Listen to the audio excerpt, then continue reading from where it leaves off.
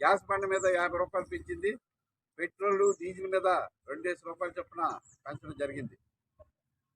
రాష్ట్రంలో ఉన్నటువంటి కూటమి ప్రభుత్వం అంటే జనసేన కానీ తెలుగుదేశం ప్రభుత్వం కానీ ఈ రోజున బీజేపీ అధికారంలో ఉన్నదంటే వీరు మద్దతు ఇచ్చిన కారణంగా ఈ రోజున బీజేపీ అధికారంలో ఉంది కేంద్రంలో.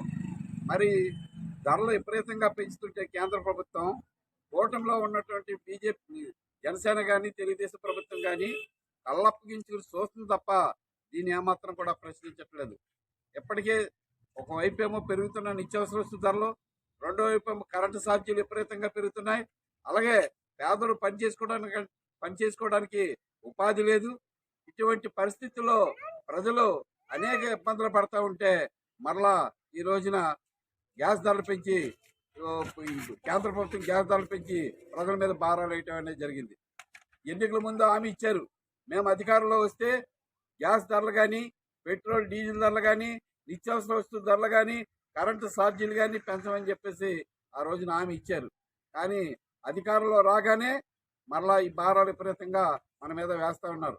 అంటే ఎవరైతే బడా కోటీశ్వరులు ఉన్నారో వాళ్ళకి రాయితీలు ఇచ్చి పేద ప్రజానికం మీద ఈ భారాలు వేస్తూ ఉంది. దీన్ని సిపిఎం పార్టీగా ఖండిస్తున్నాం. ఈ గత ప్రభుత్వం కూడా ఇలాగా పేదల మీద భారాలు వేయబట్టే ఆ ప్రభుత్వాన్ని ఇంటికి సాగనంపడం జరిగింది. ఈ ప్రభుత్వాలు కూడా పునరాలోచించాలి. వెంటనే ఏ అయితే గ్యాస్ ధరలు పెంచారో, కరెంటు ఛార్జీలు పెంచారో ఈ ధరలను ఉపసంహరించుకోవాలి.